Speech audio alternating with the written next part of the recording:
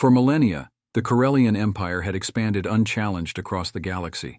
Their technology was unmatched, their warriors undefeated, and their ambition boundless.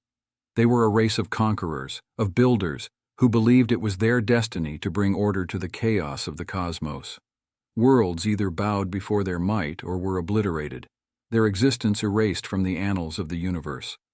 The Empire's advance was a symphony of efficiency and power, a testament to their superiority. Their fleets, vast arrays of ships that blotted out the stars, moved with purpose and precision. The Corellians had faced many foes, from the resilient Tachani to the cunning Zelfur, but all had fallen one by one before their might.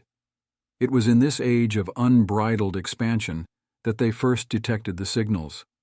Faint at first, then unmistakably deliberate, the transmissions were unlike anything the Corellians had encountered. They emanated from a small, seemingly insignificant solar system on the edge of the galaxy, from a blue planet teeming with life. The signals were a mix of sounds and images, a cacophony of voices and visions that spoke of a diverse, vibrant world. Curiosity piqued, the Empire dispatched a reconnaissance fleet. Their orders were clear: assess the planet's defenses, evaluate its resources, and determine the feasibility of conquest. The planet, known to its inhabitants as Earth, was about to face the might of the Corellians. As the fleet approached, they observed the planet with a detached interest. It was beautiful, in its own way, with vast oceans, towering mountains, and sprawling cities. Yet to the Corellians, its beauty was irrelevant. Only its resources and the strategic advantage it offered mattered. They prepared to make their presence known, to demand surrender or face annihilation. But Earth was unlike any world they had encountered. As they made their first tentative steps towards contact, they were met not with fear or awe, but with resistance. The humans, a technologically primitive species by Corellian standards, responded with surprising ingenuity and determination. The initial skirmishes were dismissed by the Corellians as insignificant. Their technology was superior, their tactics refined through centuries of warfare. They launched a full-scale invasion, expecting quick victory. But victory did not come.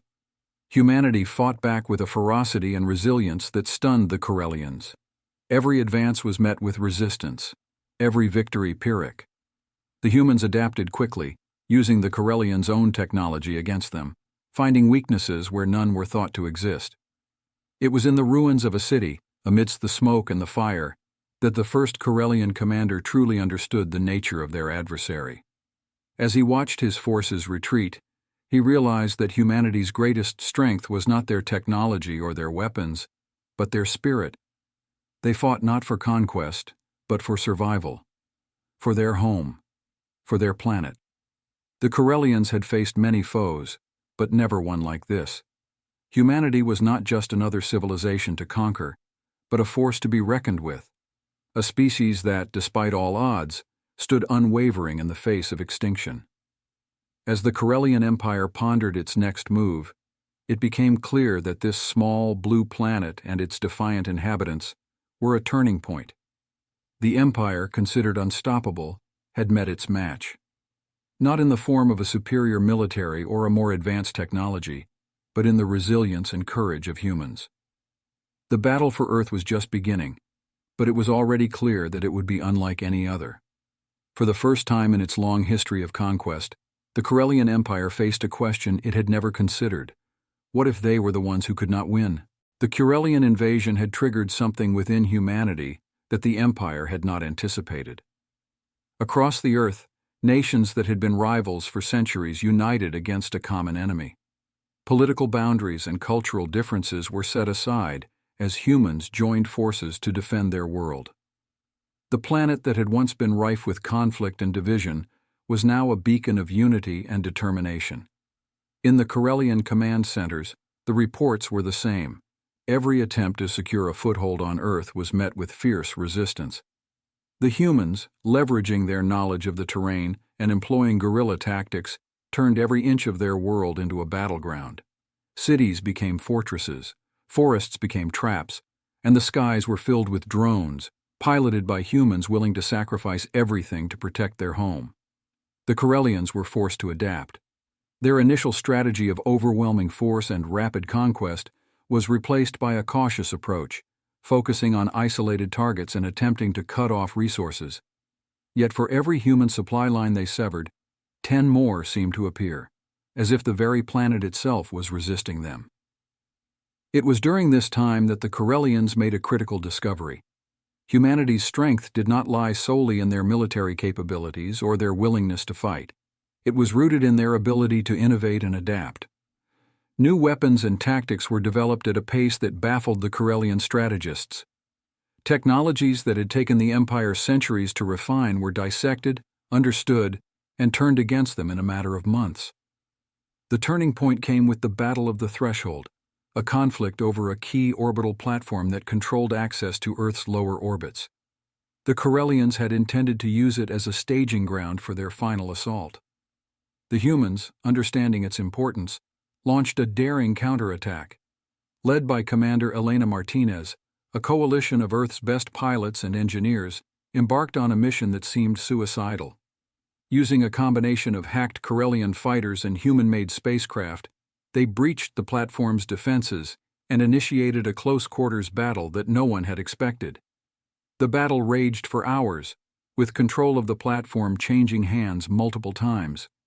In the end, it was a human innovation, a virus designed to disrupt Corellian control systems, that turned the tide. The platform was destroyed, not by brute force, but by the ingenuity and courage of those who had fought to reclaim it. The loss of the Threshold was a blow to the Corellian campaign, but more than that, it was a symbol of their failing invasion. They had underestimated humanity, viewing them through the lens of their own superiority and not seeing the depth of their resolve. In the aftermath, the Corellian High Command was forced to reevaluate their strategy. Earth was proving to be far more costly to conquer than any world in their history. Each victory was met with new challenges, and the resolve of the human defenders only seemed to grow stronger with each setback. As the war entered a new phase, it became a battle of attrition. The Corellians, with their vast resources and advanced technology, against a united humanity, fighting with everything they had for their survival. It was a war fought not just on the battlefields, but in the labs, in the minds of strategists, and in the hearts of those who believed in the cause of freedom. As the conflict raged on, the war between the Corellians and humanity evolved into something more complex than a mere battle for supremacy. It became a struggle for understanding, for identity, and for the future. The humans, united under the banner of survival, began to see the conflict not just as a defense of their planet, but as a fight for the soul of their species.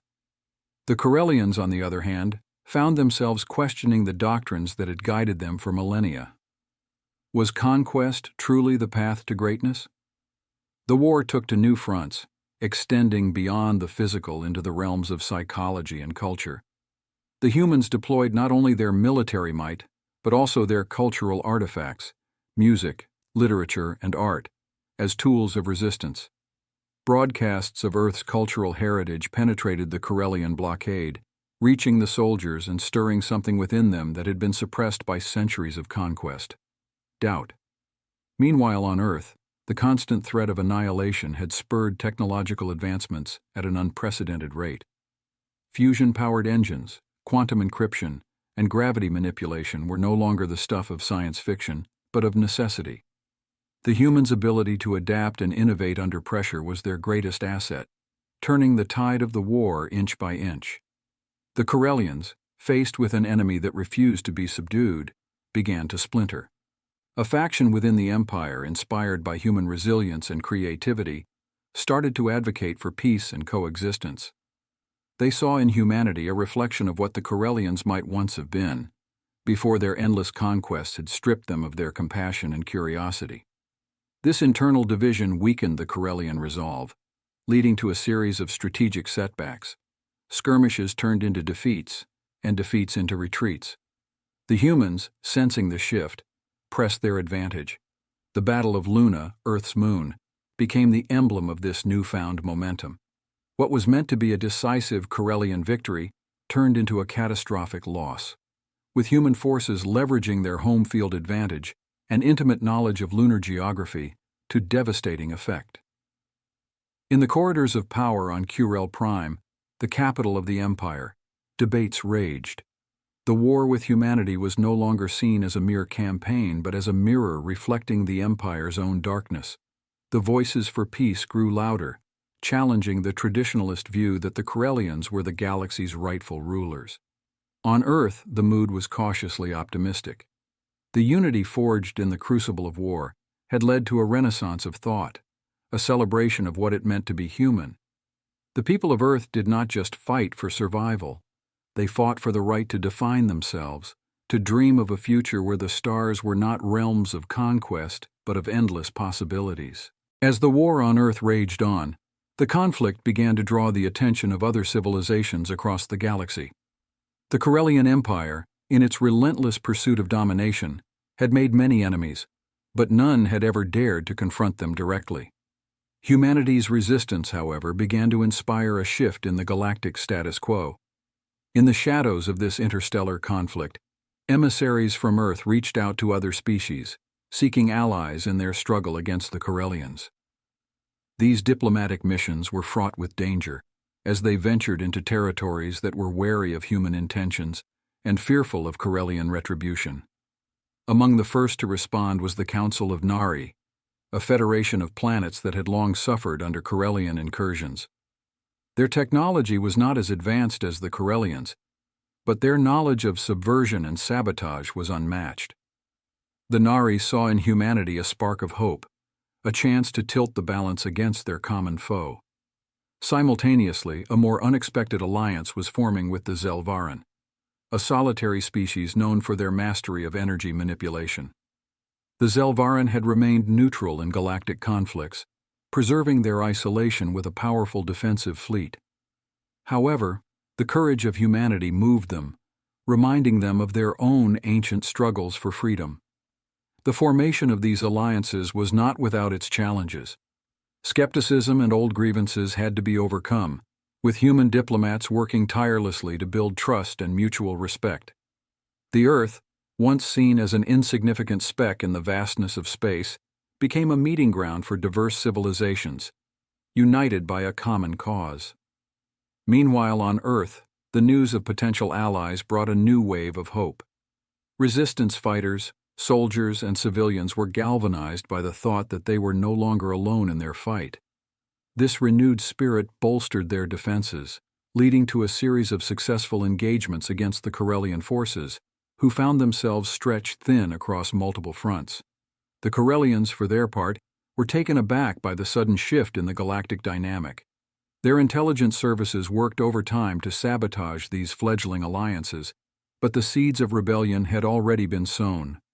The empire that had prided itself on sowing division now faced a united front, the likes of which it had never encountered. As the alliances began to take shape, joint operations were planned.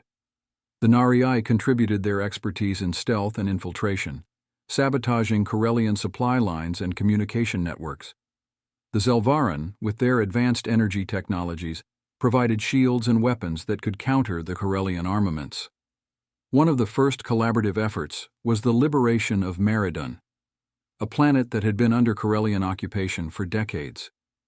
A combined force of human, Nari, and Zelvaran fighters launched a coordinated attack that took the Corellians by surprise. The liberation of Meridon became a symbol of what could be achieved through unity, sending ripples of defiance throughout the galaxy. With alliances formed and the galaxy watching, the stage was set for one of the most pivotal battles in human history, the Siege of Sol. The Corellian Empire, recognizing the threat of the burgeoning alliance and the symbolic importance of Earth, mustered a massive fleet for a decisive strike. Their goal was not only to crush the resistance on Earth, but to send a clear message to any who dared oppose their might. As the Corellian armada approached, the solar system braced for impact. The combined forces of humanity and their allies prepared defenses, utilizing every available technology and strategy. The Earth's orbit became a fortress, with satellite defenses, space stations, and a fleet of human and allied ships forming a layered defense.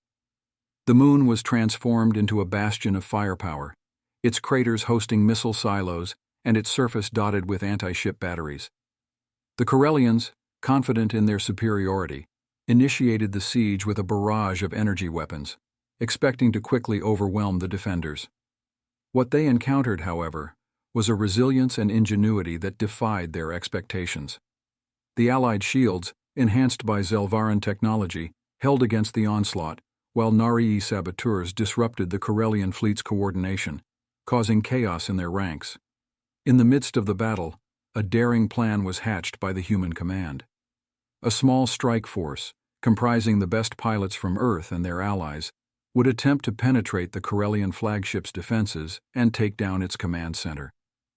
Led by Commander Elena Martinez, who had become a symbol of the resistance, the mission was seen as a near-suicidal endeavor. Yet the stakes could not have been higher. As the battle raged in space, the people of Earth watched, knowing that the fate of their planet hung in the balance. Across the globe, from the ruins of cities to the most remote settlements, humans stood together, united in hope and determination. The struggle had transcended national identities, creating a singular human identity focused on survival and freedom. The strike team, navigating through the chaos of the battlefield, managed to breach the Corellian flagship's defenses, a testament to human ingenuity and the effectiveness of the newly formed alliances. Inside, they fought their way to the command center, where they encountered the Corellian commander. In a tense confrontation, the differences between the two sides were laid bare. The Corellian commander could not fathom the humans' refusal to submit, while Martinez spoke of the indomitable spirit of humanity and their allies, willing to fight for their home and freedom. The battle for the flagship turned the tide of the conflict. With the Corellian command structure in disarray, the Allied forces seized the opportunity to push back. The siege, which had seemed an inevitable victory for the Corellians, became a debacle. One by one, their ships were either destroyed or forced to retreat, leaving the solar system in the hands of the defenders. The siege of Sol was more than a military victory. It was a declaration of the strength of unity and the will to fight against oppression. The Corellian Empire, for the first time, faced a defeat that shook the foundations of their rule across the galaxy. With alliances formed and the galaxy stirred into action, the conflict escalated to new heights.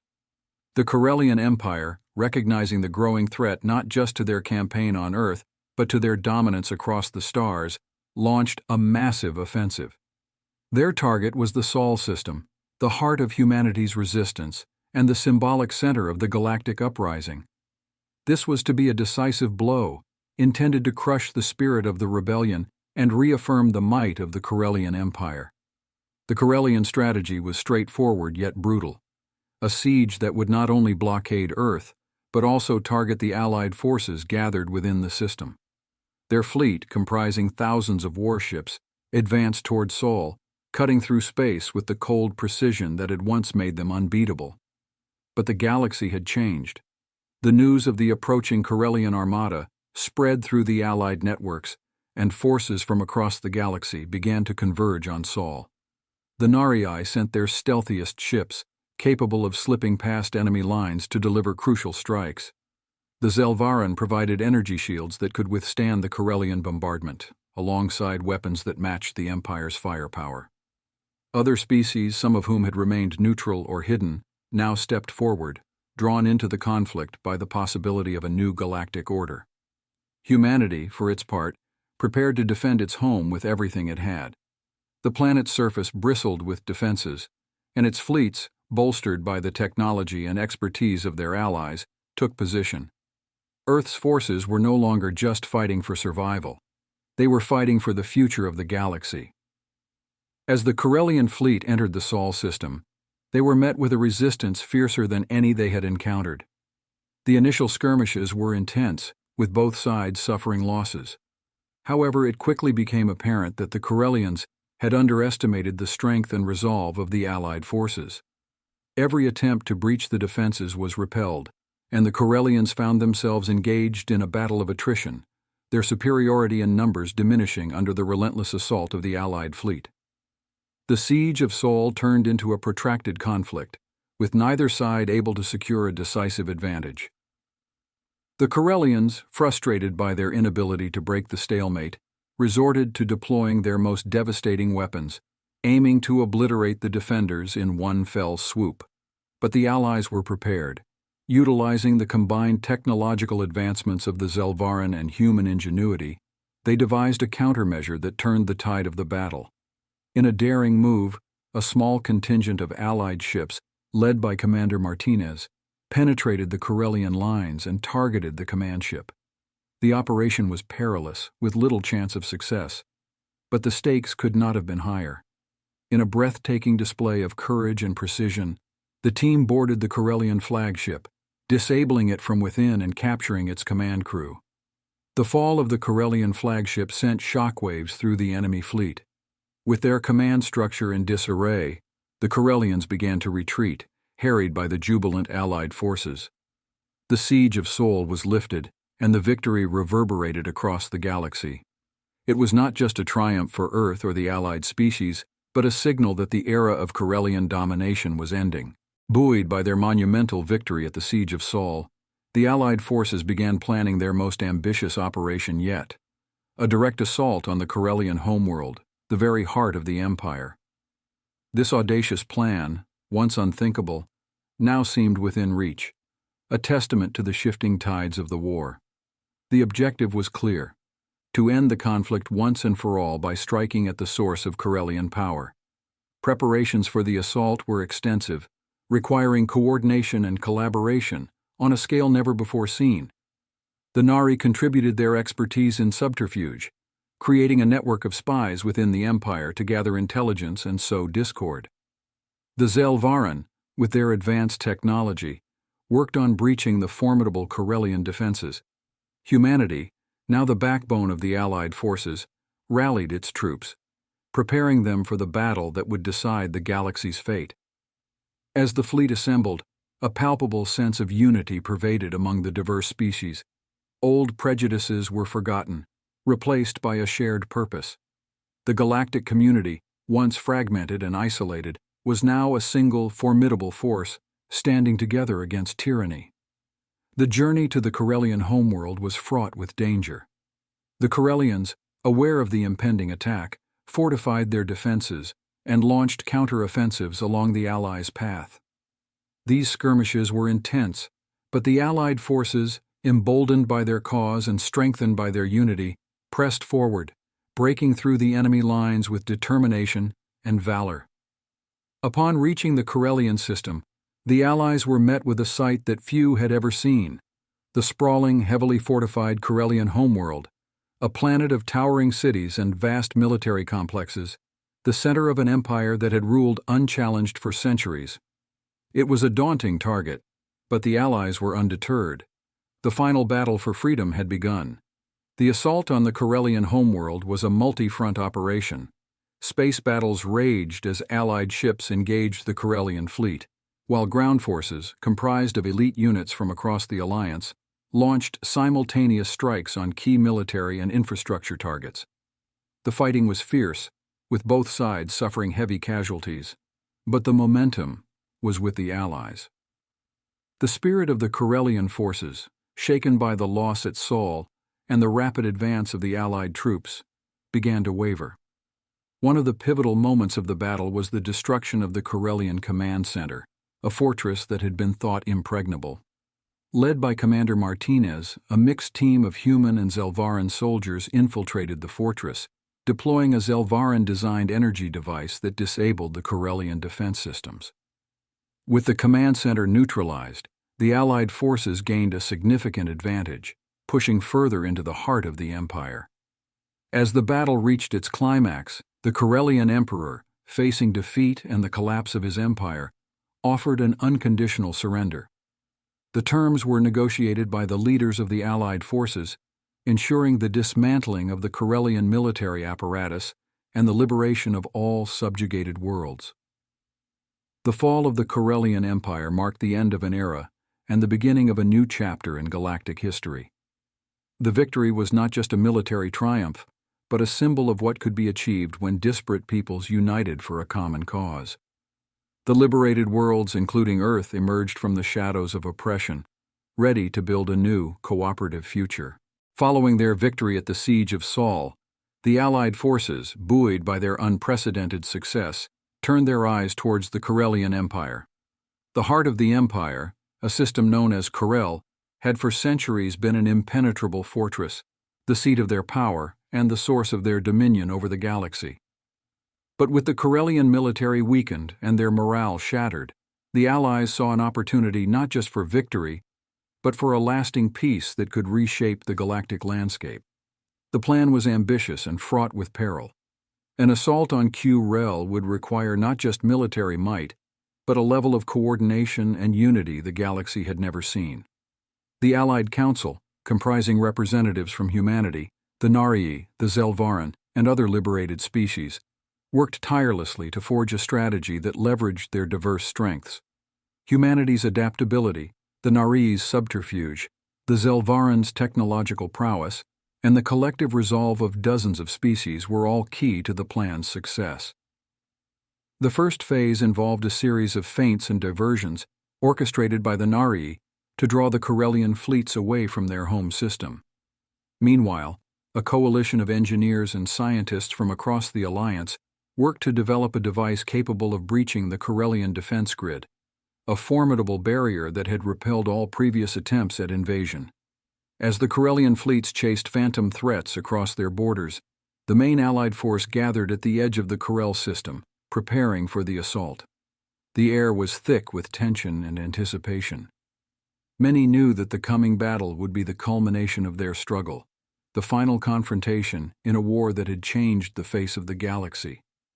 The assault on Q-Rel began with a barrage of energy fire designed to test the limits of the defense grid. As expected, the initial attacks made little impact, but they served their purpose, drawing the attention of the Q-Relian defenses. Then, with the precision born of months of preparation, the Allied engineers deployed the breach device. The moment it activated, tearing a hole in the defense grid, marked a turning point in galactic history. Through the breach poured the Allied fleet, a mix of ships from dozens of worlds, each one a testament to the unity that had been forged in the fires of war. The Karelians, caught off guard and still reeling from their losses, scrambled to mount a defense. The skies above Karel became a canvas for the final act of the war, as ships danced and weaved in a deadly ballet. On the ground, the battle was no less intense. Allied troops, led by human forces seasoned by years of conflict, engaged Karelian defenders in the streets of their cities. Every corner, every plaza became a battleground, as the Allies fought to secure key positions and dismantle the Empire's ability to wage war. The turning point came with the capture of the Karelian High Command, a fortress-like complex that was the nerve center of their military operations. It was a harrowing fight, with heavy losses on both sides, but the determination of the Allied forces proved unstoppable. The fall of the High Command signaled the collapse of Karelian resistance and marked the end of their empire's reign of terror. The fall of Q-Rel marked the end of the war, but it also signified the beginning of a new era for the galaxy. The once invincible Karelian Empire was no more, its planets liberated, and its people now facing a future free from the tyranny of their own rulers. The victory was celebrated across the galaxy, but the leaders of the Allied forces knew that the true challenge lay ahead, building a lasting peace from the ruins of war. The immediate aftermath of the conflict saw the establishment of the Galactic Council, a body representing all sentient species with the purpose of fostering cooperation and ensuring that no single power could ever dominate the galaxy again. Earth and its allies, the Narii and the Zelvaran among them, were instrumental in its formation, drawing on their experiences of unity and collaboration to shape its principles and structure. The Council's first task was to address the humanitarian crisis that had engulfed many worlds during the war. Relief efforts were organized, with supplies and medical aid distributed to those in need. Rehabilitation programs were established for war-torn planets, focusing on rebuilding infrastructure, revitalizing economies, and healing the deep scars left by the conflict. One of the most significant challenges was the integration of the Karelian species into the new galactic community. The Karelians, for so long the oppressors, now found themselves in a vulnerable position, their future uncertain.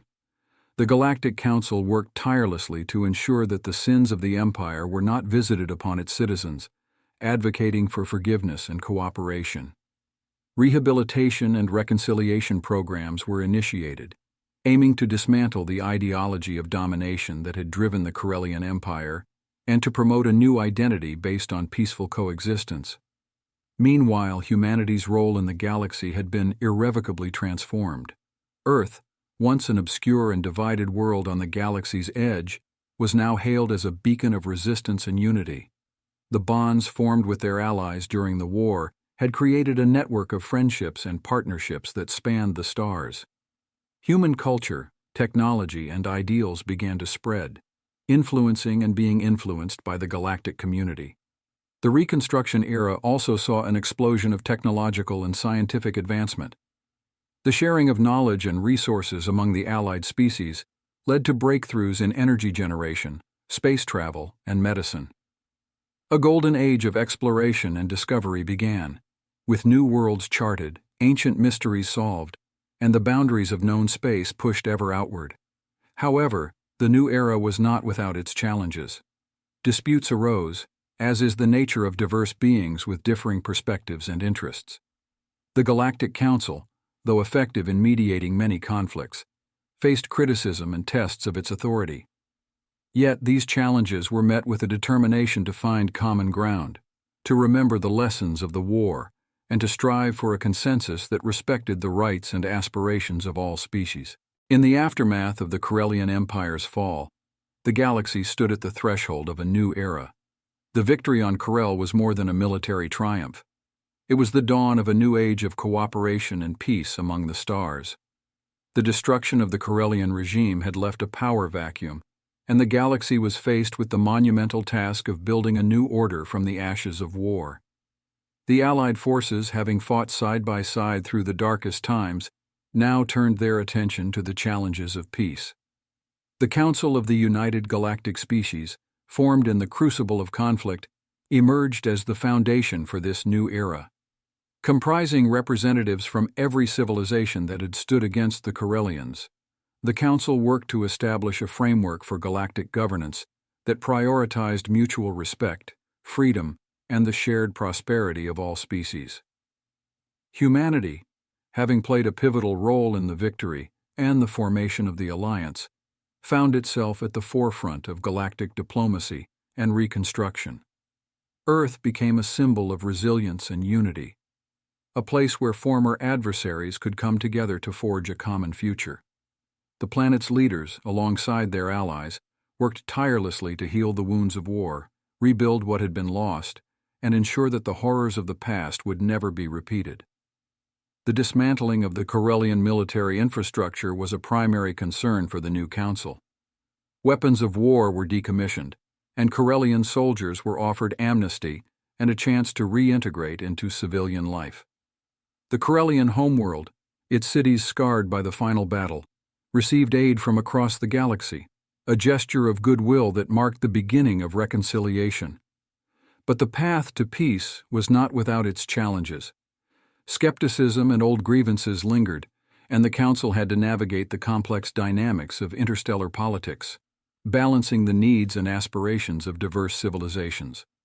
The scars of the Corellian occupation ran deep, and for many, forgiveness was a difficult, if necessary, step towards healing. Amidst these challenges, the Council proposed the Galactic Charter, a document outlining the principles that would guide the new galactic order. It emphasized sovereignty, non-aggression, cooperation in exploration and trade, and a shared commitment to protecting the rights of all sentient beings. The Charter was ratified in a historic ceremony on Earth, attended by representatives from every corner of the galaxy, a testament to the unity that had been achieved.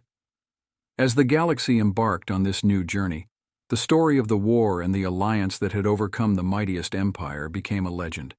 It was a tale of hope, a reminder that even in the darkest times, unity could light the way to a brighter future.